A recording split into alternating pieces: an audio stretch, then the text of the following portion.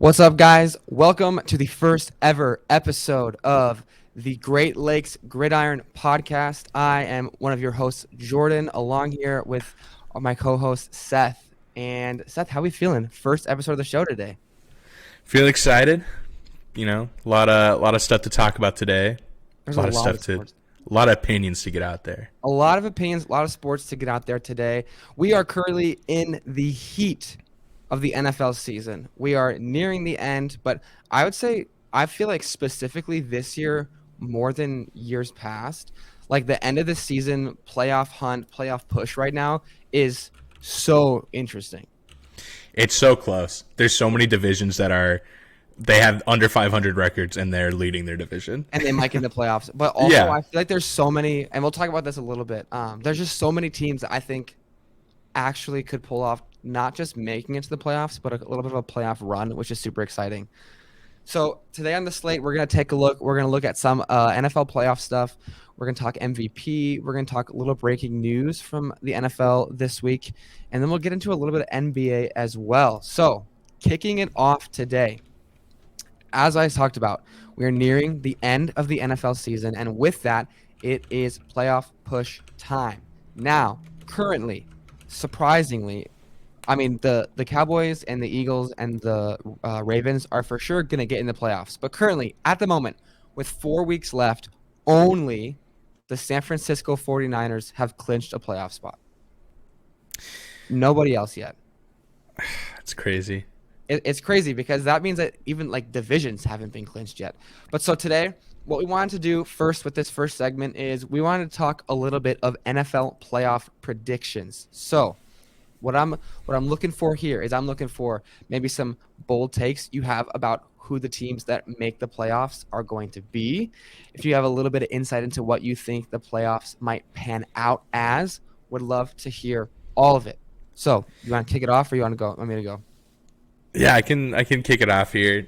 I'm looking at the playoff picture as it stands right now, and it is unbelievable to me. Only 2 teams have been eliminated, which leaves 30 teams as of week 15 coming up here, still able to get in. That is even the so Cardinals. wild. The Cardinals have not been eliminated yet. I don't understand how that's possible. I'm sure if they win one more game, they're out, but it just doesn't make sense to me how that's possible. I think, as far as NFC goes, the boldest take that I have is that I think the Vikings will take over as the leaders of the NFC North. Oh my gosh. Mostly because we still have to face the Lions twice. This is true. So if we sweep them, if anybody besides the Lions is going to do it, it's going to be the Vikings because they play them twice. Yeah, obviously the quarterback situation is not ideal. But we're a game ahead of the Packers, who are also, they're in the 7th spot right now. The Packers in the 7th spot, and the Bears are a game behind the Packers. Which, to clarify, Seth is a born and bred Minnesota sports fan. I am a Chicago Bears fan, Chicago sports fan to some extent, specifically a Chicago Bears fan. And so this is a very interesting part because I don't know even know if I would say this is bold, but my prediction is that the Vikings are going to miss the playoffs completely. Ooh. I think the Vikings will miss the playoff completely.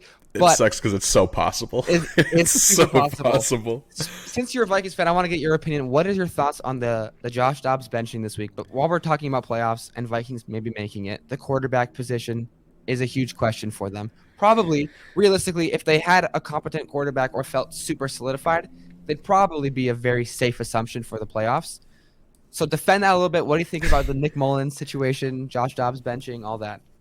I think it makes sense. I don't know if you saw this, but Kurt Warner, Hall of Fame quarterback Kurt Warner, made like a 20-minute YouTube video expressing why he thinks benching Josh Dobbs was dumb.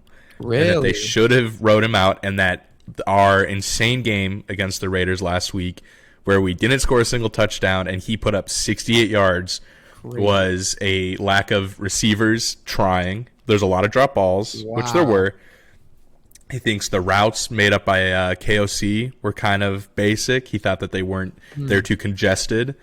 And then just a general lack of effort on the part of the receivers trying to get open, doing that extra step. He says it's far from a benching performance. That's what he has to say, which kind of hard to argue against Kurt Warner. Not like I know. Super Bowl. I know, yeah. But I also think the way that our offense was set up was for a pocket passing quarterback in Kirk Cousins. Obviously, our line has gotten a little bit deteriorated since he's left or since he got injured. But then the receivers, I don't know if they know what to do when Josh Dobbs gets out of the pocket. Yeah. And you also have to think with JJ out, it's such a young, inexperienced receiving core. Like KJ Osborne obviously got experience, but he's been with Kirk. Yeah, and KJ, we lead the league in drop passes. KJ has been absolutely dropped. He drops a lot. TJ Hawkinson drops a lot. Addison doesn't get targeted a whole lot, and he honestly is pretty good at pulling them in. He is. But it's also hard to argue that a guy who put up 68 yards or whatever it was, under 70 yards in 3.5 quarters, is better than the guy that came in with 10 minutes left in the fourth and put up over his yardage. I understand what I think Kurt Warner is saying, which is, hey, you won the game. It was ugly. It didn't look good. But there's probably things your whole team could improve on. However, I do think what you said is true, that for the Vikings system, Josh Dobbs was great for those 2 weeks, but now he's got to play in your system. Yeah, and I think his decision-making is just, I don't know, he freaks out. Like, obviously, it happens to all quarterbacks where, I don't know, maybe they freak out, they don't know what to do, and then they just run. Yeah. And last week or before the bye, he kept getting intentional grounding because he'd run straight back so he wouldn't get out of the pocket, and then he would just chuck it in the air so it wouldn't even get past the forward progress or whatever. Like, just stuff like that, just shooting ourselves in the foot constantly. I think Nick Mullins provides just a way more stable quarterback. He stays in the pocket and he gets sacked, but he's not going to get anything else. I think it's interesting that they put Josh Dobbs as the third string. Like, they didn't even make him the backup. They promoted Jaren Hall to backup, and now Josh Dobbs is third string QB for the Vikings. And I think part of that is, honestly, we're at the point of the year where making the playoffs, with the way that the ownership group is, no matter what, they want to make the playoffs because in their minds, if you're in the playoffs, at least you have an opportunity to progress towards the Super Bowl. Technically. And Jaren Hall, like 5th round pick, he played 1 or 2 drives before Josh Dobbs came in because of the concussion. Yeah. And I think this is them saying, no matter what happens from here on out, if we make the playoffs or not, Jaren Hall has to get a shot. We have to know what he looks like. Which I think is smart. Yeah, which I do too, and I've been wanting him to play for weeks. I wanted him to play even the week after Josh Dobbs. To be honest, I didn't hate the Josh Dobbs trade when the Vikings did it, but also I feel like if you're just looking at it objectively, your season took such a hit when Kirk Cousins got hurt that I feel like you needed to give Jaren Hall a greater opportunity to play because you need to see what you have there. Yeah, exactly. I know it's not the owner thing that owners want to hear because, like they said, owners want to go out and they want to compete, but realistically speaking. Yeah, and I think, too, a big part of, like, if you think about the culture building, like, what does it say if you're a coach and the whole year you're spending, like, hey, we're still building. We traded for Josh Dobbs. He won those 2 games. And then he has a bad game against the Bears, which he had an atrocious game against the Bears. Yeah. But then you're still saying, hey, we're going to still try to win these games. Our target is still playoffs. Right. But if you say, well, one bad game, we're in a tough position, we're just going to bench him. We're putting in a guy with 0 experience. I feel like that kind of communicates a completely new thing to the entire locker room. Yeah, totally. Which it definitely does. Yeah, and so I understand they gave Josh Dobbs such a long leash, and they let it run until partway through the fourth quarter and said, well, we do have to win this game. We can't. I was hoping for a 0-0 tie so bad. That would have been unbelievable.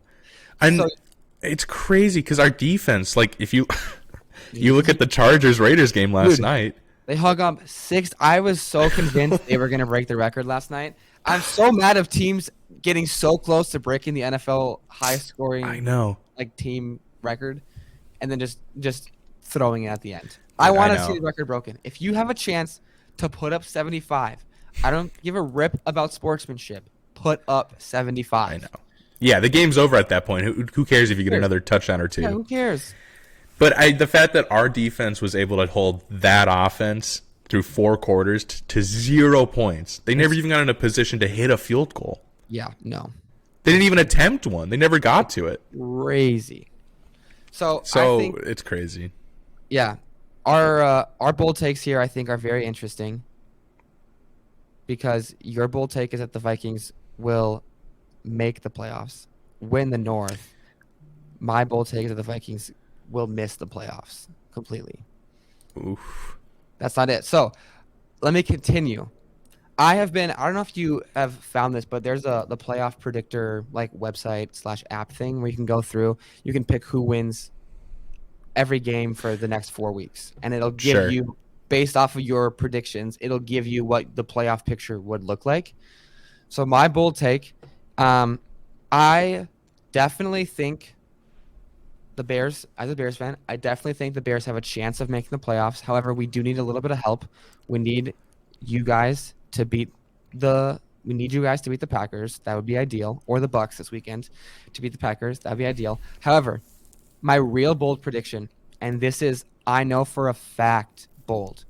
My real bold prediction is that when I sim out the rest of the year, the Miami Dolphins do not make the playoffs. Ooh. The Miami Dolphins do not make the playoffs. And I know what you're thinking. The Miami Dolphins are currently leading the division over the Bills. How are they going to miss the playoffs? If you look at the Dolphins' last 4 games, I'm gonna give you these 4 games, and I want you to tell me who you think wins these 4 games, okay? Sure. This weekend, the Dolphins play the Jets. I think the Dolphins win that, Yeah. but it's a tough game. Yeah. Then Jets still have a good defense. Jets still have a great defense. Zach Wilson played pretty well last week.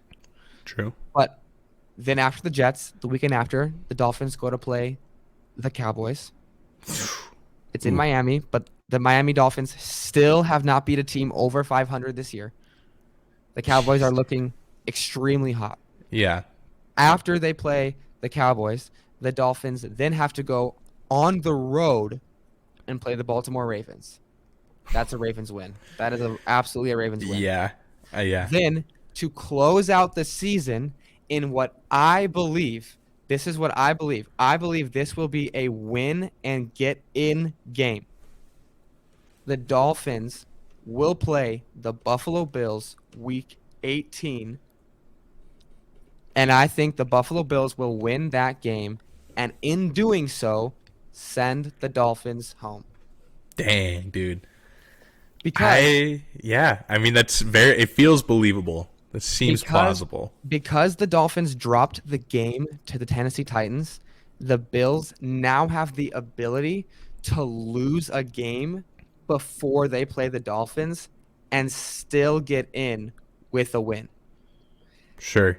And the Bills' schedule, after they just beat the Chiefs, is they play the Cowboys next week, but they play the Cowboys in Buffalo.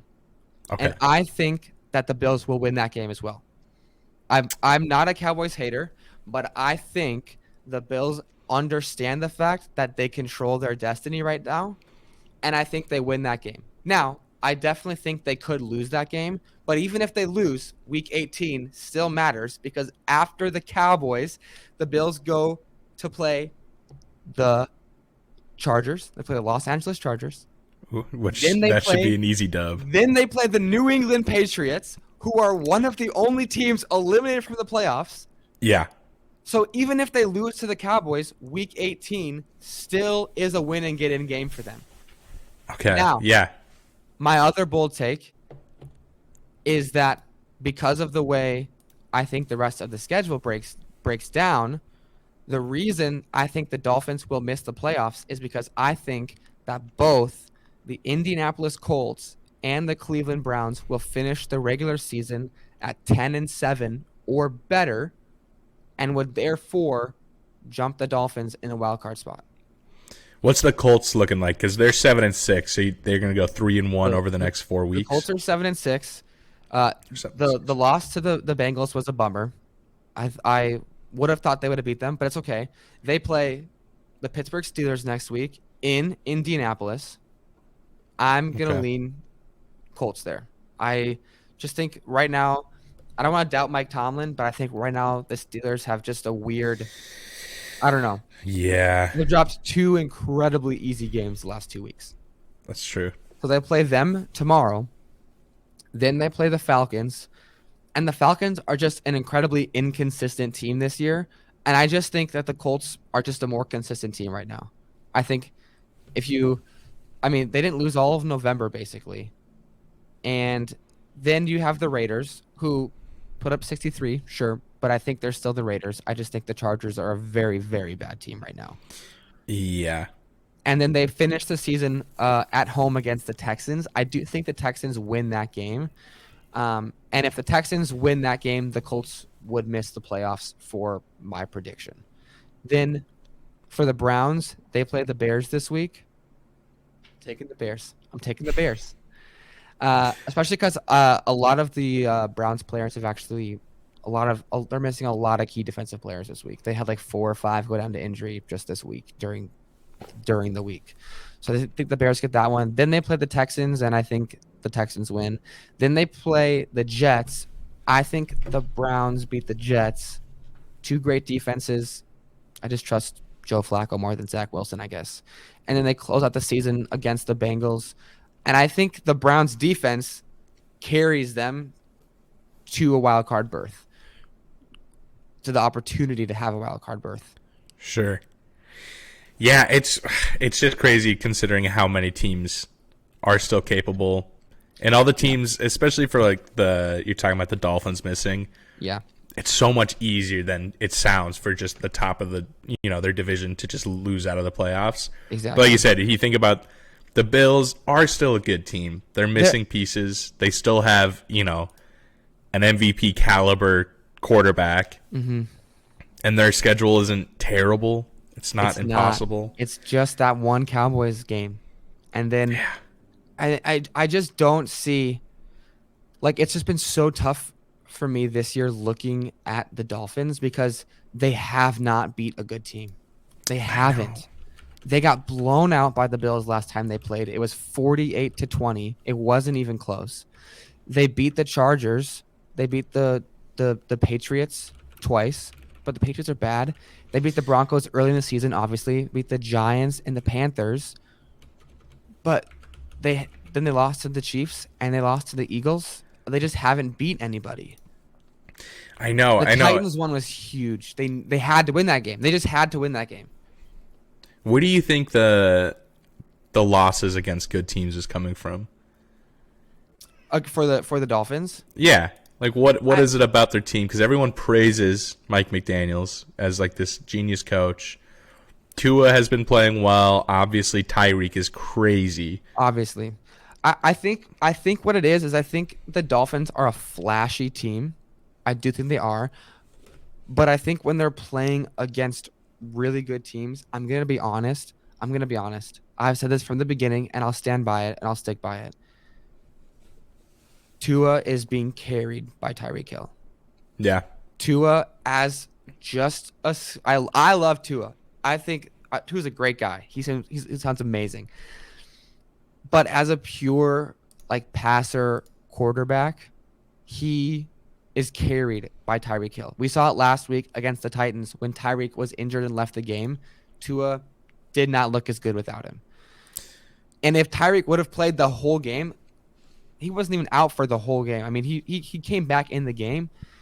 But I just think that because that's how this offense functions, when you have a defense that is capable of slowing down Tyreek, you just completely lose momentum for your offense. And their run game is really great, but when you're down so much against teams, you can't just rely on the run game. Of course.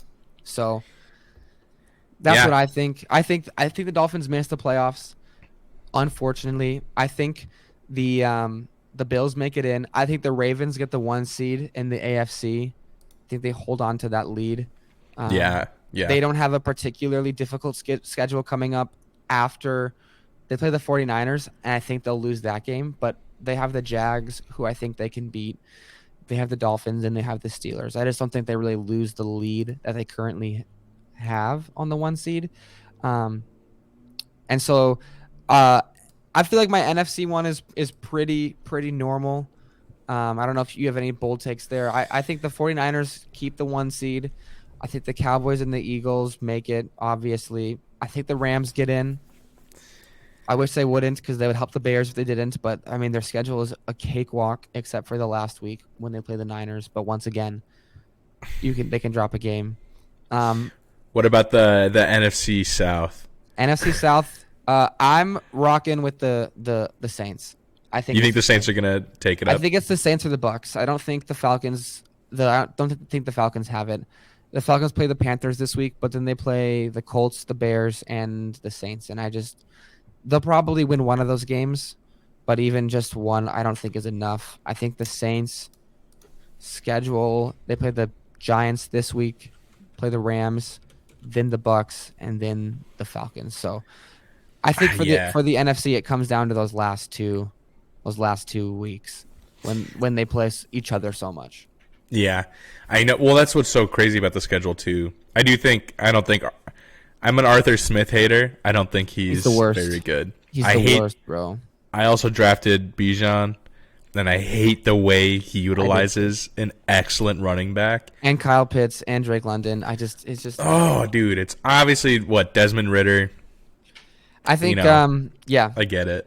I think they need to change. I'm not sure if they're gonna change or not, but I think I've heard around that the plan is for him to come back, which is crazy. That's objectively crazy. I know. But so that's our playoff prediction. I feel like the NFC is pretty straightforward. Do you have any kind of like playoff predictions, as in who's your front runner right now in just the NFL for the Super Bowl? For like to make it through the playoffs, get to the bowl? Do you have a Super Bowl prediction at the moment? It's tough. I mean, obviously the favorites, 49ers, Cowboys, Eagles. Yeah, I think they all have the pieces. They have the defense to get it done, and they have the offense, the firepower to get it done. I personally think that the 49ers do lack a few things. And interesting. I think similar to the Dolphins, I think the 49ers rely on a lot of really big plays to get stuff done.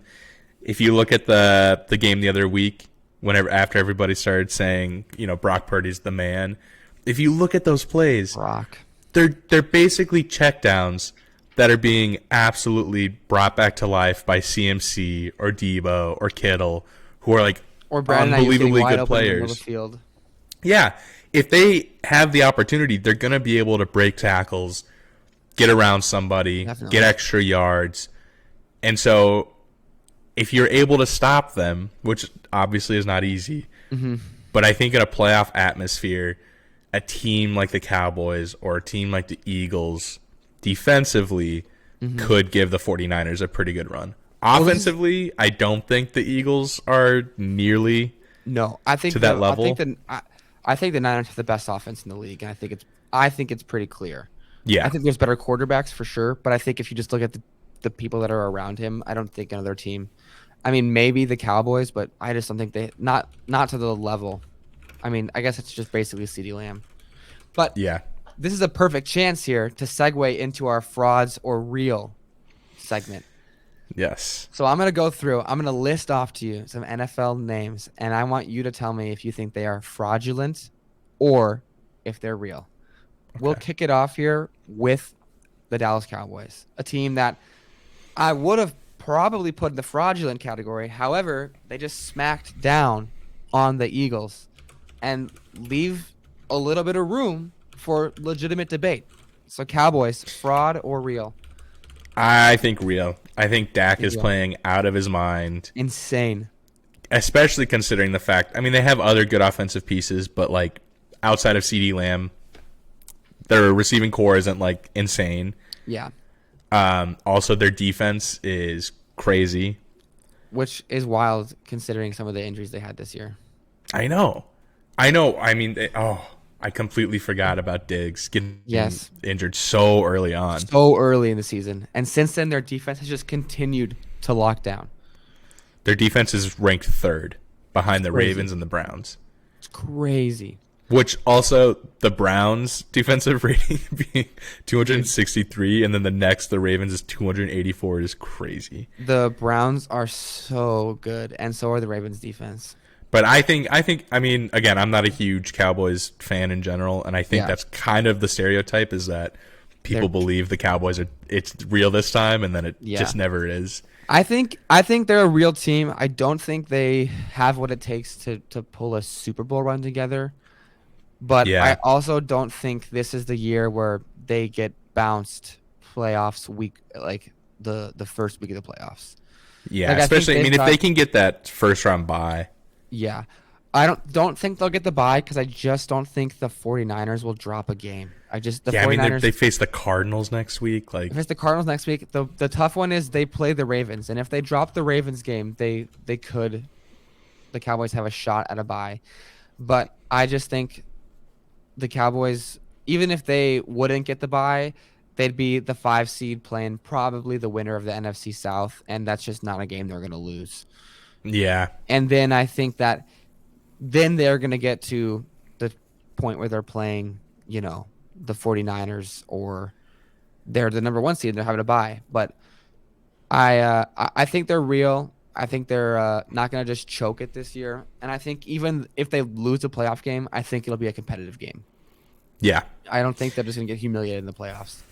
I think that's what's so tough is the matchups. Yeah. Depending on how the year ends and who the match is up with. I mean, if you're a top seed and then in the second round you're facing like the Buccaneers or the Saints or the, teams that like shouldn't be there but have to be because the way the seeding worked out, they might have an easier road. And than the top others. The top of the NFC is just so good. Which next one, fraud or real, Philadelphia Eagles. I feel like they were super real, and then once again similar. Maybe it's because the narrative switched. The Cowboys were fake. Then they destroyed the Eagles. Now there's room for debate. Are the Eagles a real team? I know. And I hate the Eagles, so obviously I always want to vote against them. But I actually think they're frauds. You do? I think they're real. I do. I think their defense is ranked 22nd, which is not very good. Not very good at the moment. Jalen Hurts has not been playing well. They get touchdowns. They're not playing as they played last year, which everyone says, but it's just true. But, okay, against the Cowboys, a good team, put up 197 yards, 0 touchdowns, 66% completion. Against the 49ers, another top team, had a completion rate of 57%, put up 300 yards and 1 touchdown. Yeah. But a lot of people can put up big yards. But they're not scoring off of those. Yeah. The Bills, a pretty defeated team right now. At the moment. 200 yards, 3 touchdowns, 58%. The Chiefs, 150 yards. Wow. 1 interception. Like, against legitimately good teams, they're just not performing well. I think this is what I would say. I think that they are real in the sense that similar to the Cowboys, they're going to win a playoff game. Yeah. And I think every good team is going to drop a game. And I think if you thought they were real before they played the Cowboys, I don't think that just because of the Cowboys game, they're not a real team now. But I do think that the 49ers have clearly established themselves as the NFC frontrunner. Clearly. Yeah. And I would say by a pretty wide margin. I think they're the frontrunners. Yeah. Again, it depends on the matchup. I just think you take away the tush push, and the Eagles. The Eagles don't have the offense. Yeah, I think they are real, but I think they are right there on the borderline of fraudulent. I don't think they'll lose to like if the Eagles make the playoff, they'd probably play the 7 seed, which would be someone between probably the Rams or the Bears or the Packers, or maybe the Vikings. Yeah, and. I mean, shoot, if they play the Bears, they probably are frauds, and we're probably going to win that game, and we're probably going to go to the next round of the playoffs. But if they play, realistically, they probably won't drop the game. Then let's go over to the Jags. Okay, the Jags, Jacksonville themselves, in a little bit of a divisional battle actually right now between them and maybe the Texans or the Colts even. Right now they're currently sitting at what is it? 8-5. 8-5? 8-5, yeah. What do you think about the Jags? I don't know, man. Coming off of 2 brutal losses. I know. I think it depends on Trevor Lawrence. I don't think he should have played last weekend. Definitely not. It didn't look like he should have played. For sure not. 3 touchdowns, 3 interceptions is not a great look against. No. I mean, a good defense, obviously. A good defense. For sure a good defense. There's the Browns. But still, just don't put him in that position. Yeah. I feel like that's not I feel like it's a game you definitely want to win, but I feel like you have a good enough team and a close enough division right now that you don't have to win every single game. I think that their defense isn't good enough to support a team that when Trevor Lawrence isn't playing at his top. Correct. So I think it's 100% on what he looks like the rest of the year. Yeah. I don't think they're going to make a deep playoff push if they make it. Yeah. But again, if he's healthy and playing at his, at his best, above average, like if he's playing at his best, their offense can hold up pretty well. It just, again, these matchups are so crazy going into the playoffs. Yeah. I think that they are a little bit fraudulent. I think that they are a team that if they would make the playoff, they're not going to get a first round bye. They're probably going to get a middle game, and depending on who that wild card team is, I think they could lose that game. Yeah, especially could match up against like the Browns. They could match up against the Browns. They could match up against the Broncos. They could match up against the Texans. They could match up against some decent teams. I think the top of the NFC is definitely above the top of the AFC. Yeah. But I would say once you get down to those wildcard teams, the AFC wildcard teams are so much more solid than the NFC wildcard teams at the moment. Yeah, I mean, Chargers are at the bottom. They're 5-9. Titans 5-8. Jets 5-8. Raiders 6-8. They're all within 2 games of each other, basically, up until the 5th seed right now. And I mean, if you get, I think the Jags are frauds, and I don't think they make a real run at all. I think they either bounce first round or get kind of whooped second round. Yeah, I wouldn't argue against that for sure. Next one, last one here. Detroit Lions. Detroit Lions, frauds or real? Leading the NFC North, coming off of a destructive game against the Chicago Bears. The Bears handled business with ease. I think fraud. I think fraud. You think fraud? The Packers beat them on Thanksgiving. Are the Packers real? Are they a real team that could make the? I think they're well coached, and I think teams don't prep enough against them because they assume they're like a bottom of the pack NFC team. But I mean, they smack them on Thanksgiving. The Bears smack them. You can't beat division rivals.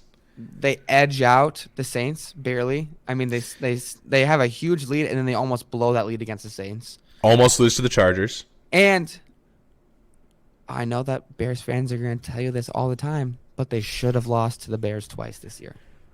Coaching malpractice handed the Lions that win against the Bears in Week 11, but the Bears absolutely should have won that game. The Bears should have beat them twice with relative ease. Okay, this is their last games. Lose to the Bears. Yep. Lose to the Lions. Beat the Chargers by 3. They had to put up 41 points to get that win. Chargers. Lose to the Ravens by 32 points. 32. That game was crazy. Beat up the Panthers because, of course. Win against the Falcons. Win against the Chiefs by 1. Mm-hmm. I'm actually going out of order, but these are just all of their games.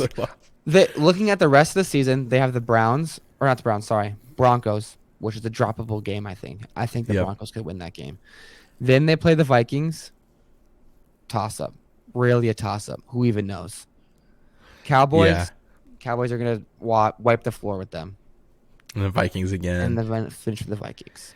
If the Vikings have something to play for, and they want, and if they could beat them twice, they would. Exactly. If the Lions drop one game against, if they lose to the Broncos or they lose to the Cowboys, that gives the Vikings a chance to win the NFC North, which would be crazy. And it also gives a chance to. I'm pretty sure the Packers and the Bears can all get there. The Packers and the Bears can already still get in there. The Bears wouldn't be able to win the North this year, at all. I don't think. Yeah, because if the Lions lose out and we win, if the Vikings would drop, I mean the Bears theoretically could still win the North, but it would take a lot. Dude, could all NFC North teams end with the same record? Yeah, they could. They could all end 9-8. The Vikings would win the division. The Bears can't win the division, but they can make a wild card spot. That'd be crazy. But I think the Lions are frauds. Jared Goff booty, bro.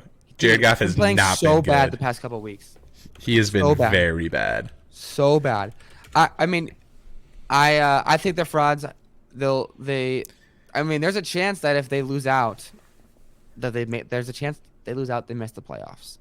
Don't think that happens at all. I think they beat the Vikings one of the times at least, but I would not think be we split surprised. those. I would not be surprised if they wind up 10-7. 1 touchdown, 2 interceptions against the Bears. That dude's thrown 5 interceptions against the Bears this year. Dude, and we still lost. I'm so mad we lost that first game. I'm actually just legitimately angry that we lost that first game. Yeah, let it go. We'd be in such a playoff position right now if we had won that first game. It would be ridiculous. But yeah, he's just not playing. I don't know. If he steps it up, I think they're a well-coached team, and I think they can be. Yeah. But again, they're not going to beat the 49ers. No. I don't think they're going to beat the Cowboys. I don't think they're going to beat the Eagles. I don't think they would beat anybody. No, exactly. So I don't think they can be a real If they Super made the Bowl wild contender. card, they could play. If they made the wild card, they would probably play either the Bears or the Packers or the Vikings or the Rams. And I think you could, with ease, say they could lose to any of those teams. Yeah. I would say Yeah, the Vikings they're are not the far worst off. out of those 4 teams. But if Nick Mullins plays decent and the Vikings make the playoffs, I think that's a game that for sure the Lions could lose. I think so. So I'm going frauds. I'm going for odds. All right. Well, as we kind of head towards the end of our NFL coverage here, we want to talk about MVP predictions. Let's go. The NFL MVP race is incredible at the moment. This is such an interesting season. I'm going to pull up some odds right here, okay? These are the current odds for the NFL MVP award. Currently, the front runner, the leader, on some books, even close to even odds bet, is Brock Purdy. Oh. Brock Purdy could be the NFL MVP. Next was Dak, Lamar, Jalen Hurts, Josh Allen, Patrick Mahomes, Tyreek Hill, Tua Tagovailoa, Christian McCaffrey, Trevor Lawrence, Raheem Mostert. Raheem Mostert. Currently listed on FanDuel. Let's go, dude. We've also got CJ Stroud, Russell Wilson, Matthew Stafford, a bunch of guys that they have. No shot Jordan Love is on here. Oh my gosh. I scrolled too far down. That's crazy. That's What do so you funny think? that Raheem is If on I there. if I had to ask you right now, your top five MVP candidates, who you would pick. I'm not saying who you think will win. I want to hear who you would say is your top 5 for the MVP at the moment. Man, it's tough. Okay, I do think Dak. I think Dak has been playing out of his mind. It's actually insane. And he is like a significant reason the Cowboys are in the position they're in right now. Mm-hmm. I think Lamar has also. I mean, he's had some stinkers. Are we gonna have the exact also same list right now? We did not Yeah. compare lists before, but you think Dak and Lamar. I've got both Okay. of those. It's tough because Jalen Hurts, I don't think has been playing at an I MVP do not level have at Jalen Hurts on all. my list. Yeah. No, Okay. Good. nope. It's tough looking. In my mind, an MVP is just that. Like, if this person wasn't on your team, you wouldn't be in a position to win. Exactly. He is the most valuable player because your team is succeeding because of him. Okay, so I do have Tyreek. I think. Dude, we might have the exact same list. Let's go. Okay, I think Tyreek is again a huge reason they're even able to be in the position they're in. And I know he's not going to win. It's Of course a not. travesty. It's a travesty to the award because look at this. What is he right here? He's currently, what is this? Plus 2,000 odds to win. He won't win. Actually crazy, but he deserves to be way higher than that. Man, it's tough. Josh Allen and Patrick Mahomes have just not been playing well enough in my mind. If the Bills go on this stretch and they win out the rest of their games and make the playoffs, I think he's in the conversation. Then he's got to be in the conversation because he'll be a lead reason. Yeah. I guess, again, I don't think there's that many players playing out of their mind enough to be like CMC for sure. Again, he's a reason there. So far you have Dak, CD, and Tyreek Hill. Lamar. Oh, and Lamar. I don't have CD. Not CD. I don't know why I said that. Dak, Lamar, Hill. I don't know who else is on there, dude. I'm not. Okay, I didn't put CMC in there because I think while it crossed my mind, I just think the 49ers as a whole are just a very balanced, even team. Now, I will say if Christian McCaffrey had that crazy streak still going and the narrative was he scored a touchdown in every game for the last 25 games or whatever it was, he'd for sure be up there. And I don't think he's far off of the conversation, but I'm going to give you my 5 right here. Okay. I'm going to give you my 5, and these are in somewhat of an order. Okay. Not a for sure locked in order, but somewhat of an order. But I will say this one. If you had to ask me who I think at the very moment should be the NFL MVP, I would tell you it should be Tyreek Hill. Ooh. He is my front runner. He is who I would say most impacts his team. Yeah. Next, in a close second that I truly believe could be jumped by the end of the season because I think the Dolphins will miss the playoffs, Dak Prescott. I think Dak is. I think this should be Dak's award at the moment. If we're just talking quarterbacks, because that's what most MVP people are talking about, because they're just talking quarterbacks, which is so stupid. I think this is Dak's award. I would swap him and Brock. I think this is clearly Dak Prescott's award.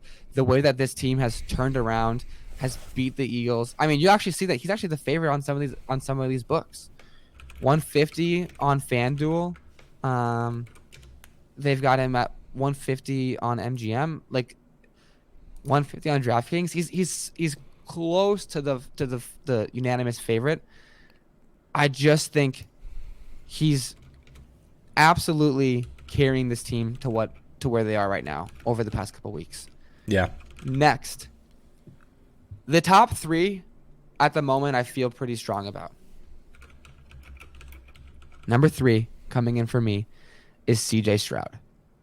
I don't think that you can adequately have an MVP conversation and not have CJ Stroud in that conversation because I truly, truly believe that the Texans are going to make the playoffs, and for them to go in one season from having the number 2 overall pick because Lovie Smith went for it to win the game on week 18 and scored.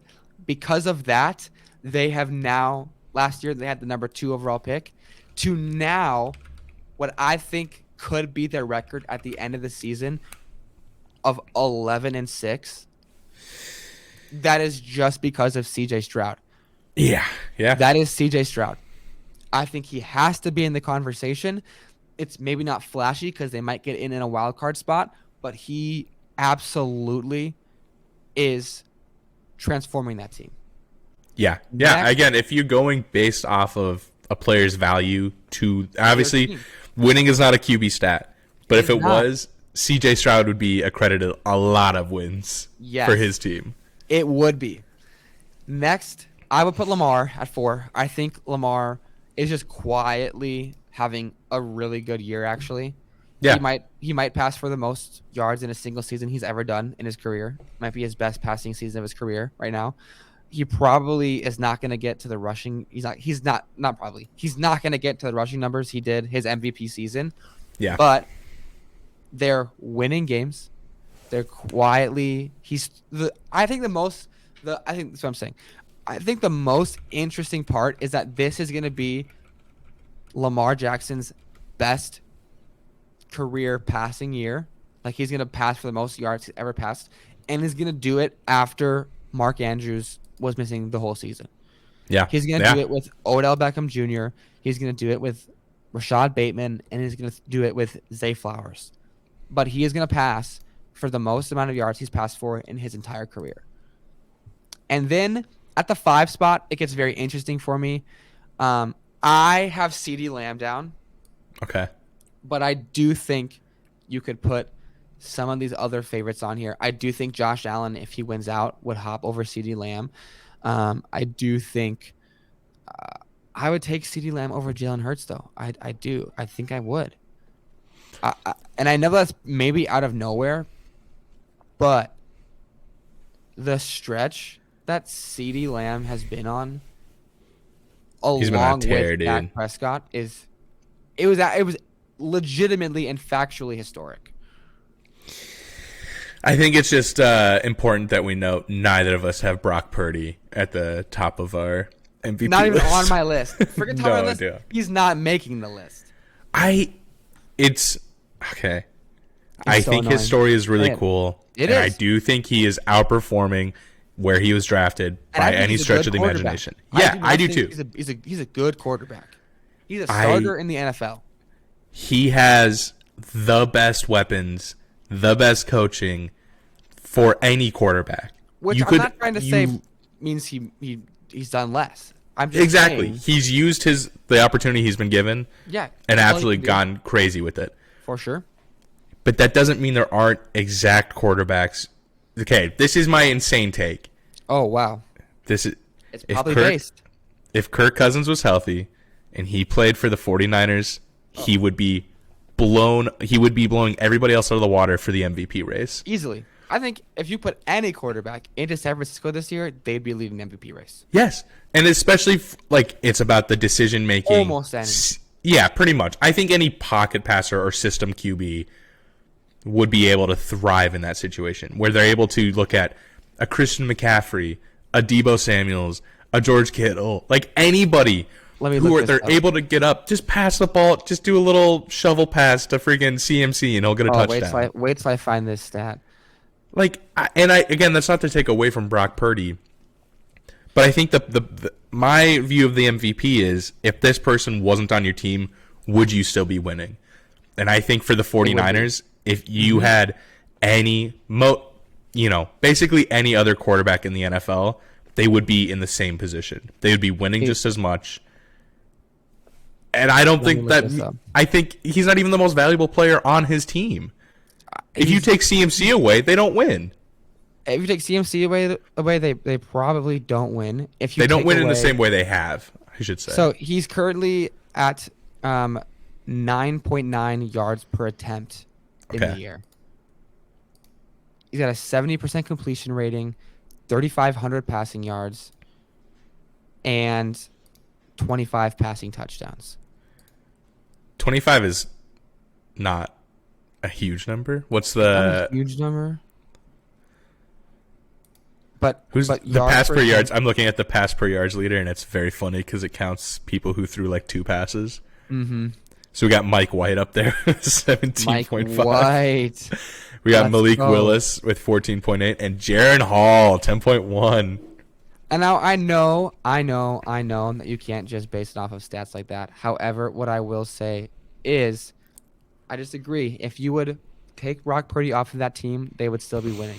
And if you took somebody like C.J. Stroud off of the Texans, they would not be winning games like they are. If you took Tyreek Hill off the Dolphins, they would not be winning games like they are. If you took Dak Prescott off of the Dak or CeeDee Lamb, either one of them, honestly, off of the Cowboys team, the way they've been playing the past couple of weeks, they wouldn't be doing it. Exactly. So those are our MVP current list. That's who I would pick. Now, you've got a segment you want to do here on too early draft predictions. For the NFL. Too early NFL draft predictions. I would love you to walk us through what you're thinking here. I think it's always tough because, again, depending on how the season ends.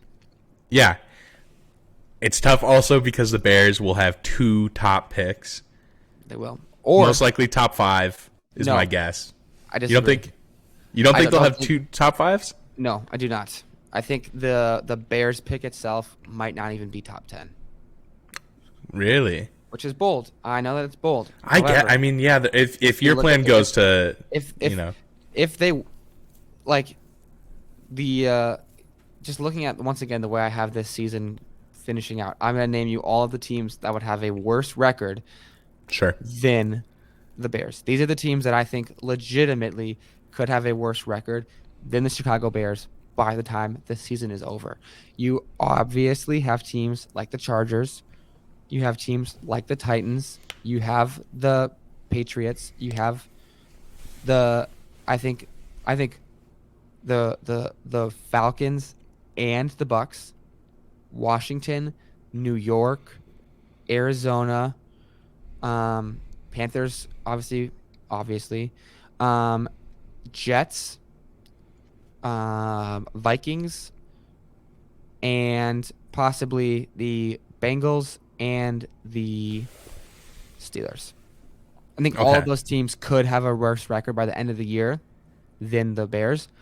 Regardless, I think for the Bears to have 2 top 5 picks, they'd have to lose out the rest of the season, and I don't think that'll happen. Okay, this is my, because I'm not going to go through the entire mock draft of the first round. I think my hottest take for this year's draft, and obviously, again, it depends on who gets the first pick. Mm-hmm. I don't think that Caleb Williams is the first quarterback off the board. Really? The first quarterback? The first quarterback off the board. Really? I think Drake May goes above Caleb Williams. Really? I think that NFL scouts and front offices and GMs care about a lot of stuff that other people probably would not care about. And at least in like baseball, they care about everything. They care about body language and all this stuff that seems meaningless. Mm-hmm. And I think Caleb Williams is low-key kind of a weirdo. I think he gives off a lot of the same interesting, weird vibes that Russell Wilson sort of does. Mm-hmm. It's like a little cringe. And I think his attitude towards certain losses. Okay, I don't think it's bad that he cried after that game. Yeah, I think NFL scouts do think it's bad that he cried after that game. Okay. I think they consider, if you think about, like, remember when Mac Jones, like, he like sprained his ankle or something? And he was screaming in the tunnel. And he was screaming, dude. Yes. I think that's mental fortitude and mental toughness. Dude, he was screaming blood. Obviously, that hurts. It hurts so bad. Oh, dude. And I think he broke his ankle, actually. Didn't he break it? I don't know, because he was only out. He wasn't out for the whole year. He didn't break it. Okay. But, like, that, I think that looks bad to people who care about that stuff. And I think Drake May is extremely good. I think they both are very good. I think they'll both be great NFL quarterbacks. But I think you're saying that Caleb didn't separate himself enough this year. Yes. I think if you go off of his last year's performances, I think, they said, holy crap, this guy's number one. And this year, I think questions got raised. I think people are considering things that they wouldn't have considered last year. Mm-hmm. So I don't know. I think Jaden Daniels skyrockets also in the draft. I think Jaden Daniels will be top 5 now. Which, again, depending on who... I guess it depends on who's there, like who needs a quarterback. Yeah, so, okay, if the Cardinals... But I feel like a team would trade up to get him top 5. if the Cardinals have the number 1 pick, they probably take Marvin Harrison. They won't though. The Bears will still have it. From the Panthers have the number 1 pick. Oh, that's true. So they can't get above the Cardinals. No, they can't get it below the Panthers. You're so right. I mean, if the Panthers won out and the Cardinals lost out, they could, but it probably won't happen. That's not going to happen. I'm looking at a mock draft right now. So the Bears will pick number 1 overall. Yeah. Or they'll trade it. They'll have possession of the first overall pick. And that's what I think the Bears trade it. I don't think, even if it's back 2, if you go into the 3rd. Based, Seth. There's no reason for them to use their number 1 pick on a position that I think has more questions than it did at the beginning of the season. I think if you looked at the beginning of the season in the first 6 weeks, a lot of people said Justin Fields is not it. Use this draft for something else. Get a new quarterback. I think he's proven himself enough with a pretty bad coach. Horrible coach, by the way. Let me just tell you, as a Bears fan, I have never in my entire life been so angry at a specific player or coach as I have been at our offensive coordinator for the entire season. Luke Getsy is, as far as I'm concerned, you can't even convince me otherwise. He's literally getting paid by the Packers at the moment. He's the worst. He's insane. But I think the front office knows that. Who's your guys' GM? Poles? Ryan Poles. Yeah, I think he knows that. He's a smart enough person. I think he's going to wait the season out because there's still this opportunity of there's no reason. If you win a game, you're fine. If you lose a game, you're fine. Like, it really doesn't matter for the draft. I think the reality for the Bears and what they do at the position of quarterback, I have talked so much about it, and I'm just done talking about it now until the end of the season because the season's not over right now. Whoa. My little plastic howler fell. The season's not over right now. Yeah. And if the Bears win out, they will keep Justin Fields. If they win out and make the playoffs, Justin Fields is their quarterback. If they lose out and they have 2 top 5 picks, they'll move on from Justin. And the thing is, too, Justin Fields hasn't gotten his payday yet. They can probably get a day 2 pick. I mean, I don't think they'd get a day 1 pick. They'd probably get a 2nd round pick. Yeah, which, I mean, then you're still in a great position. I just think that if they lose the rest of their games, then will take a quarterback. But if they do what I think not only I think they could do, but what I think that entire team thinks they can do, which is win out, that they will keep Justin Fields. Because at that point, if you win out and you make the playoffs, it's not just like, oh, well, he won games. It's that your locker room was absolutely around him to play in such a way that they could win out. Yeah. And so the thing is, too, you guys have a ton of cap space, right? A ton of cap space. You already signed or traded and then signed. Yep. Which is a great move. End of the season. You can use, if you wanted to, trade that back the first pick to like the 5th, get it a late first round or get a 2nd round, draft some offensive tackles. The absolute haul that the Bears would get for the first overall pick this year is ridiculous. Yes. We got 2 first-round picks, a 2nd round pick, and DJ Moore last year. Yep. We will factually get more than that this year. Yeah. The Bears are in like the most ideal drafting position you could be in as a team. There's basically no wrong answers. Nobody has a better draft position than the Bears at the moment. And I think that Ryan Poles knows that. I think our GM knows that. I think he knows that if he tells everybody that they're keeping Justin Fields, it diminishes the trade value of the number 1 overall pick. And so I don't think he's going to say anything about it until the season. But I think that's what they do. Yeah. I think it'll be interesting because a lot of the top teams don't need a quarterback either. I think the teams that will need a quarterback that'll be up there or would have the ability to trade up there, the Raiders, I think they could get a quarterback. Maybe now you keep Aiden O'Connell. I don't know, but I think they have the chance. If you have a chance at a top 10 QB, I think you take it. They will. The Patriots will get a quarterback. Yep. The Giants will get a quarterback, I think. Boltek, I know they signed Daniel Jones. Interesting. But I think he's just so bad.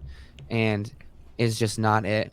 That I think they have to. Maybe they ride out Tommy DeVito. I don't know. But I think the Giants could get a quarterback. I think the Steelers could make a play for a quarterback. I think the Falcons can make a play for a quarterback. The Bucks can make a play for a quarterback. And I think the Vikings, if they do what they could do, which is lose out, that they can make a play for a quarterback. What about the Commanders? You think the Commanders will make? Commanders are so interesting because let me just say this. As a Bears fan, if you're not going to move on from Sam Howell, then you can stop talking to me about moving on from Justin Fields. Okay? Yeah. Shut up and sit down. Don't say anything. You have a pea brain. Yeah. I get a little upset. I'm a Justin Fields diehard fan. I think the Commanders will not move on from Sam Howell. I think they'll keep him. I think he's played good enough. I really do. I think their team is bad. I think they know their team is bad. I think they keep Sam Howell, and I think they move forward with him. That's what I think. But if they got a quarterback, I wouldn't be shocked. But I definitely think my bold take is that the Giants pursue a quarterback. Yeah. I know they just signed Daniel Jones, but I just think he's horrendous. I think if you are in a position, regardless of the salary situation you have for a quarterback, to get a top quarterback, you take it. And I totally know that there's way more that goes into a draft. It's not the coach's decisions. They work with the GM and all that stuff. But Brian Dable has to know that his job is toast in the water if Daniel Jones comes back next year. Yeah, I don't know. It'll be interesting to see. There's a lot of good top 10 draft opportunities. I'm excited to see that. The top 3 are pretty solid. It's between Marvin Harrison, Drake May, Caleb Williams, probably. I don't know if some teams like, Jaden Daniels won Heisman. Let's draft him up top. It's going to be interesting. We'll for sure have to talk more about draft as we get closer to the end of the season. But real quick, just while we're finishing up on this, rumors came out this week that Bill Belichick will be let go by the New England Patriots at the end of the season. Now, here's the question.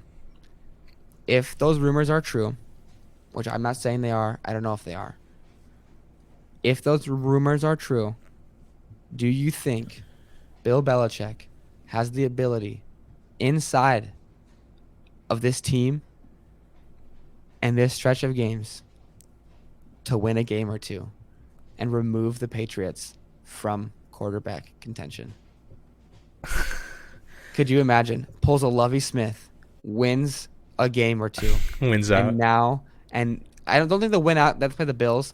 But just get them out of the top picks. But I'm talking that last week 18, where you have the second or the third pick, all of a sudden you beat the Jets, and now you are one more pick back.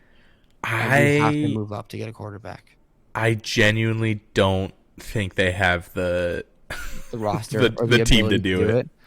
I don't think they do either, but after they beat the Steelers last week, maybe I'm wrong. It was a pretty ugly stretch before that, though. I think the Patriots are smart to fire him. I mean, really? It just makes sense, dude. I do not. I think he's old. I think he's a good. I think that he low-key has lost a step a little bit because he seems very much the kind of person that's very stuck in the ways that he has been coaching when he had the GOAT as his quarterback and was able to coach that way. I don't think he was just carried by Tom Brady. I think he was also an excellent coach. Yes. But I just think he's old. And I think that I wonder if they do fire him, I wonder if he does retire. I don't think he wants to you don't think he will? No, I with 100% all of me. Bill Belichick. Is he also the GM? Yes. Okay, he is. I 100% believe with everything inside of me that Bill Belichick wants so desperately to be the winningest coach of all time that he will not retire until he breaks the record. That's fair. That's fair. He's not that far off of. That's the thing too is it's only it would maybe take him 2 seasons, maybe something like that.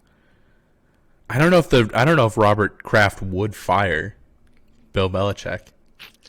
I don't know either. I don't know. It's a tough position. I understand why they would move on if they really want to just restart. You used a high pick on a quarterback a few seasons ago, didn't work. They're terrible at drafting wide receivers for some reason. Like, they just don't have a roster right now. Mac Jones was not a good pick. We can talk about that another time, but he never was. That was one that I saw coming because I'm a Gators fan and I watched Mac Jones play at Alabama, and I'm not exaggerating you. Every play he hit, it was a Brock Purdy-esque situation where it is a wide open Jalen Waddle receiver, Devonta Smith, just wide open. Nobody around him for 15 yards. You can't miss that throw and play in college. So I just don't think that he has I just don't think he ever had. I think it was a blunder by the Patriots, but they needed a quarterback. I think you have to take the risk, but that's the thing, dude. He hasn't drafted well. No. And that is on him. Like, he's drafted the team that he is the GM coaches. The tough part is that he's in that situation where you're doing both, and that works when you have Tom Brady, but it doesn't work when you don't. Yeah, because you have a quarterback that you can rely on, but you don't have that right now. I think the reason they might part ways with him, I don't know if it's the right thing to do or not, but I think if they part ways, the reason will be because they want to get a new quarterback, and they know that Bill Belichick is not the answer for the next 5 to 10 years. Yep. And if you want a new quarterback to be on your team for 5 to 10 years, you're going to want to get him a coach that will be with him for those 5 to 10 years. I think they're in a tough position too, is because if they have a top pick and then you fire your GM right after the season, then you have to hire a GM who's ready to draft, who knows what they want to do, and aligns with what the Patriots want to do. Like, that's just a matter of months. It's just such an interesting it's such an interesting situation for them to be in, because who does not want the Patriots GM or head coach job? Yeah, of course. I think they'll be able to hire whoever they want. But I think that's also the thing, is you got to look at who's going to be on the table as far as hiring goes. Yeah. I think that's what's really interesting right now too, is like Brian Flores, the defensive coordinator for the Vikings, came from the Belichick coaching tree. Who's actually great. Who is great. I think it seems like he was a good head coach as far as play calling goes. Seems like the culture part and some of the other more interpersonal things just really wasn't it for him, which seems very Belichick-like. That seems very Belichick-like. So I don't know. I think it depends on who they think they can hire if they were to fire Bill. I think there's just so many. I'm so excited for this offseason, dude. The coaching changes that we're going to have, the draft, the free agency, all of it. But I think the Patriots will be at the center of a lot of that. Yeah, me too. Because I just don't see how they don't make some type of change. Yeah. With this. Also, one thing I do want to touch on too is the fact that the Chargers just dumped the GM and their coach. Brandon Staley got fired today. They fired the GM too? Yeah. No, I did not see that. Yeah, they fired the GM too. Oh, I did not. Like, he's been the GM for years. Dude, I only saw that they fired Brandon Staley. Yeah, they parted ways. That's crazy. Well, it's not crazy that they fired Brandon Staley, but it is a little. Brandon Staley, not good. So should have got fired at the start of the year. I mean, let's be for real. You think Kellen Moore was gonna? Did they announce that Kellen Moore is taking over for him? Did they? I'm trying to see, because that would make sense. I think Kellen Moore is great. It would make sense. It says he declined the interim head coach. Yeah. You know what that means? I think that means he wants to be a head coach somewhere else. He's peacing out, bro. He's not sticking around then. Odds on the next Chargers head coach, Bill Belichick, is 3-1. See, some team is gonna snatch him up. I know. He would probably kill with Justin Herbert.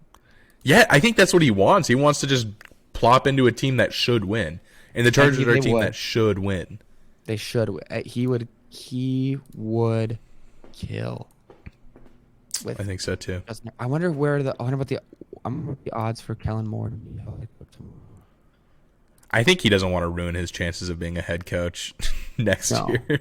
No, I don't think so either. Okay, Kellen Moore head coach. Let's see, up anywhere. He's got to be going somewhere. Oh, they did not have those up yet. Yeah, but if you turn it down, he's got to be going somewhere. And I think they know that. I don't think he wants to be the head coach of that team either. Mm-mm. Which makes sense. Well, Seth, you want to talk a little NBA here before we wrap up, or what are you thinking? Yeah, I think it's way earlier in the NBA season, so it's harder to there's not a lot to go on right now. And I will say that for me, this is the year that I will say objectively, I don't closely follow the NBA. I follow the NBA, but not closely. However, this is the year that I'm following it. Through this podcast, and through the Wolves being the number one team in the NBA, I'm going to follow the NBA. It's a good year to be a Timberwolves fan. They beat the Mavs last night. They beat the Mavs last night. It's crazy. I've watched the Timberwolves for so long, and they've been so bad for literally my entire life. So this is unbelievable to watch right now. It's really interesting. A lot of teams are in weird spots right now. Obviously, the top of the board, you have the teams that you thought you would. Like the Celtics are good. The Sixers are good in the East. Yep. The Mavs are good. They're a great offense. Very bad at rebounding. Very bad at defense. I don't know. It's been an interesting year so far. I don't know if it's sustainable for the Timberwolves to stay number one the whole time. I don't know, dude. I don't know, man. But if you got the number one defense like us, it becomes a little bit easier. Playing like Nas Reed's playing last night, and Anthony Edwards is playing, and Rudy Gobert's playing defense, and it's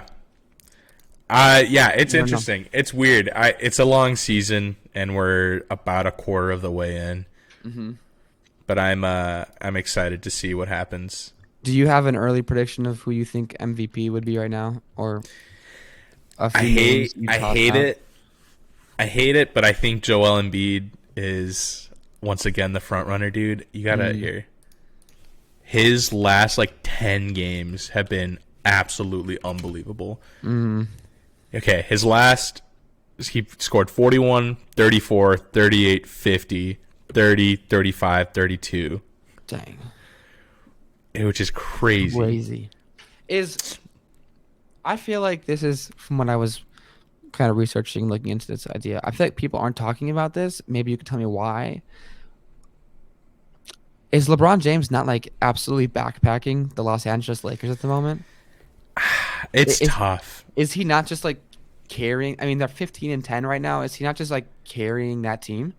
I think because of Anthony Davis and how honestly incredible Anthony Davis has been playing, and his defense.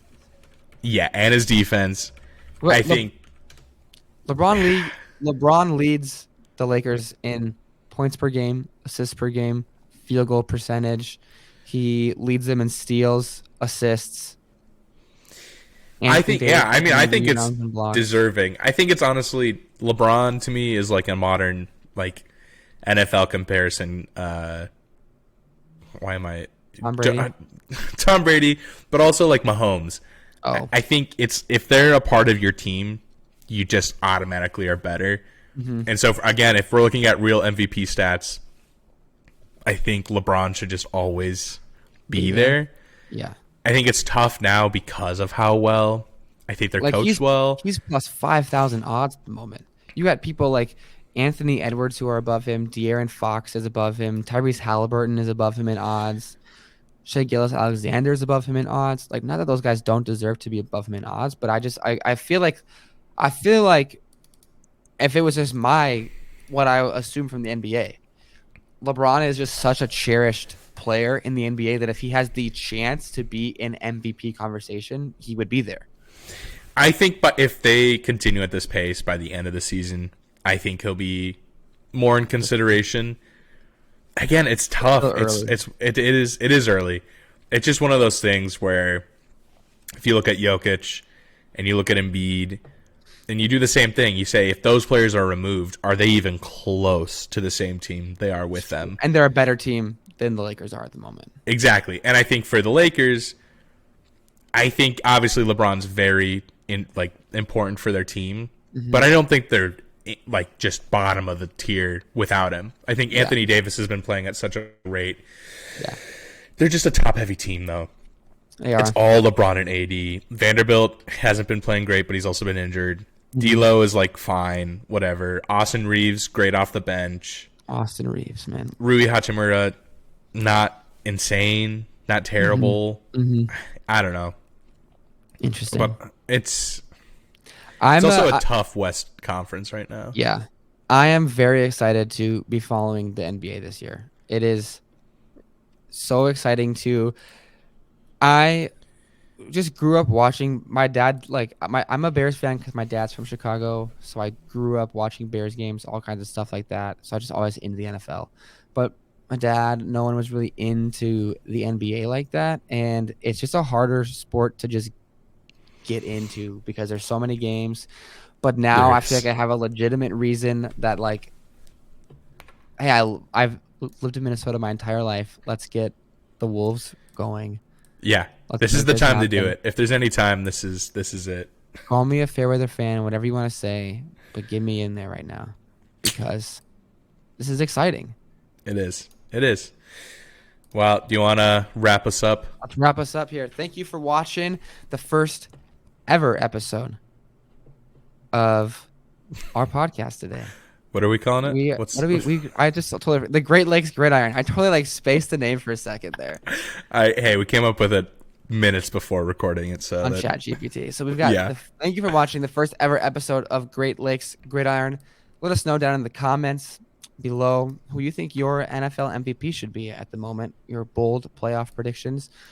But thank you for listening, for watching, however you partook of this podcast, and we will catch you guys next week. Thanks, y'all. Peace.